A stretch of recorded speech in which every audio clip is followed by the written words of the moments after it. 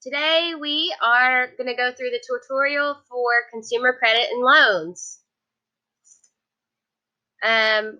We are going to learn about the various different types of sources for credit and loans, attaining credit, and maintaining a good credit rating. We're also going to learn about credit loan laws and bankruptcy. Okay, so this is kind of the lesson introduction. We'll have a video. Home equity line of credit. This is an option for people who own their homes outright or have positive value in the home. So there are benefits and there are costs to this. So the benefits are the interest paid against the loan is tax deductible, and payments on the loan are added to a consumer's credit report and will help improve their credit rating. But there's fees. So the fees range from 2% to 5% of the loan amount. Through the fees, consumers pay for property appraisal, application processing, title searches, and attorney's fees.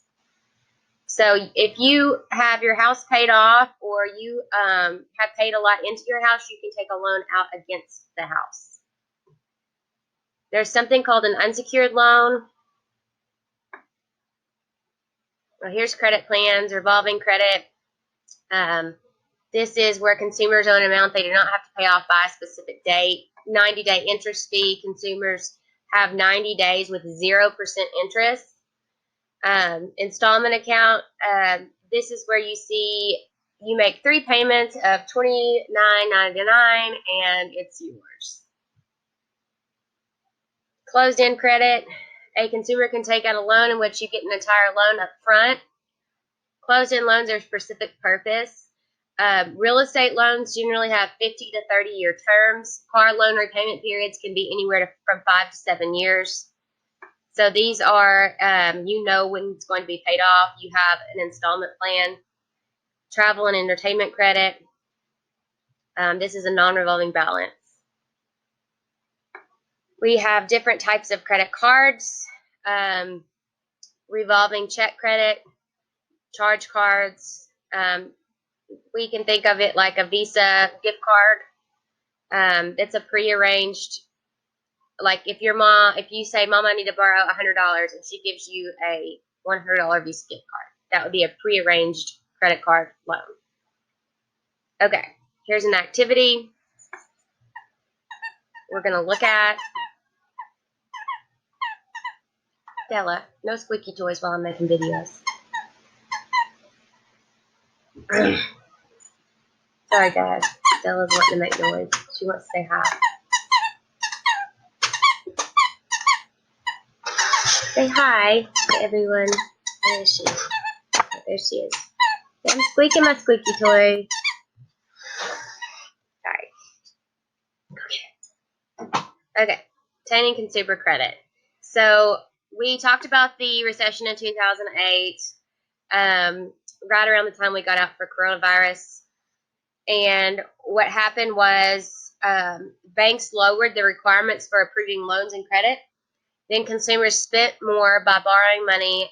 That made the economy grow. So everybody was able to buy houses because banks lowered the requirements. So if, you should have been making $50,000 a year to qualify for a $100,000 house, they would have lowered that amount that you're supposed to make. So they sold houses and loaned out money to people who couldn't pay it back. So that caused the banks to do what they call a margin call. And then the banks were left without payments on purchases that they financed. So the economy experienced a recession. Your credit score. This is your credit rating. This is what they're going to look at before they give you money. It's between 300 and 850 on the score chart. When you have good payments and you make your payments on time, your credit score goes up. Okay. There's also something called a debt to income ratio.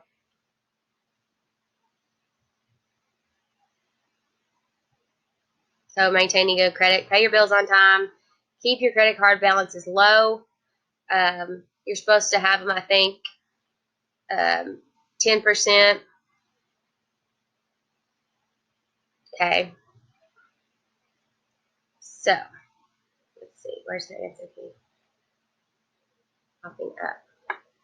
Identify the correct sequence of events leading up to the credit problems that affected the economy. So the first event, banks loosened their criteria for approving loans and credit. Consumers spent more. Then the economy grew. Then consumers became unable to pay back the loans. Then the businesses or the banks were left without payment on purchases they financed. And then spending halted and the economy experienced a recession. That's the sequence of events that led to 2008. Okay. Self-evaluation. Okay. We talked about this in class, the Consumer Protection Act and the Equal Credit Opportunity Act. We did not talk about that one. These are what is supposed to keep banks and credit card companies fair and honest. They have to disclose all their fees and all their policies to you when you're using their services. The Fair Credit Reporting Act and the Fair Credit Billing Act. We talked about this in our banking chapter. Fair and Accurate Credit Transactions Act. So this act makes it easier for consumers to dispute inaccurate information on your credit report. So if you see something that pops up on your credit report, the company has to identify the source of that and track it back to you, or it has to be removed from your credit report. Truth in Lending Act. This requires lenders to make standardized disclosures. Closed-end credit operations and procedures. NCUA lending regulations. Okay. We're just going to look at the answers. So the Fair Credit Billing Act allows consumers to exercise their rights regarding disputes and billing errors. The Credit Card Act prohibits unfair and abusive credit practices and ensures the transparency of fees. The Uniform Commercial Code is a set of laws that govern U.S. commercial transactions. And the Truth in Lending Act requires lenders to establish standardized disclosures regarding terms and how they calculate fees. Self-evaluation, bankruptcy. So bankruptcy is, there's several different types of bankruptcy. There's Chapter 7, there's Chapter 13.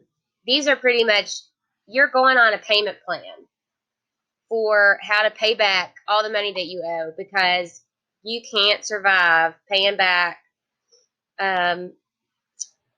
your debt that you owe on your own income.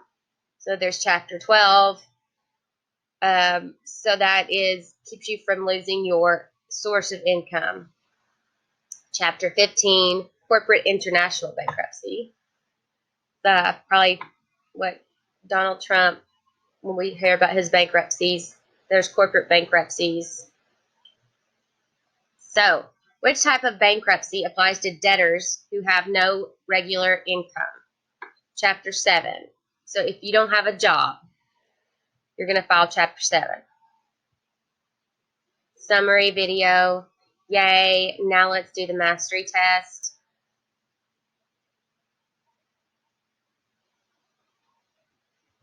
So Anna and Ken go to their bank for a home equity line of credit. What collateral can they obtain to use what collateral can they use to obtain a secured loan? They can use their house as collateral and use the money to pay for emergency medical services. Okay, Brian declares bankruptcy. What benefits can he obtain by declaring bankruptcy? This triggers an automatic stay and blocks the continuation of lawsuits. So they can't sue him to come after money anymore because he's declared bankruptcy. Jordan plans to lease a BMW from a local car dealership. Help Jordan understand the lease terms for this car. The dealer informs her that the loan amount is not for the purchase price. Instead, she will pay for the car's residual value. So when you lease a car, you're not buying a car. You're paying for what the car is depreciating during the time that you are driving it. Okay, match the legislation with this definition. The Consumer Credit Protection Act requires credit companies to disclose terms and conditions of finance charges. The Equal Credit Opportunity Act prohibits discrimination based on age. The Fair Credit Reporting Act protects the integrity and privacy of the consumer's credit information. Fair and Accurate Credit Transactions Act addresses the risk of identity theft. So this legislation was passed in order to protect consumers, okay, from banks and loan companies taking advantage of us. Okay, we're going to drag each label to the correct location on the image. Compare items that are exempt and non-exempt from Chapter 7 filings. So, family heirlooms and second cars are not exempt, but your pension and your household appliances are exempt from Chapter 7 bankruptcy. What is the purpose of the Truth in Lending Act?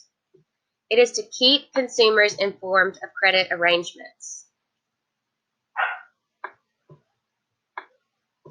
The Bankruptcy Abuse and Prevention Consumer Protection Act limited the number of debtors who could declare which type of bankruptcy. That would be Chapter 7. So if this is keeping people from just quitting their jobs and filing for bankruptcy, so abusing the bankruptcy method. When would someone be restricted from filing bankruptcy? If the debtor fails the means test. So there's actually, during this unit, you learn about a test that you have to take in order to qualify for bankruptcy. It's not for everyone. What is collateral? That is an asset used to secure a loan. If I take my ring into a pawn shop and say, use this as collateral because I need $500 cash right now, I'm going to leave my ring here, give me the $500. That's the collateral. That's what's using to secure the loan. If I don't pay back the $500, they're keeping my ring. What does an unsecured loan have a higher interest rate than a secure loan? Why does an unsecured loan? The bank bears all the risk of the loan. So that would be like me going into the bank without the ring and them just trusting me to pay back the $500. Okay, we've reached the end of the test. Good job. Please call me, text me, FaceTime me, 501-707-4207 if you missed anything or you have any questions.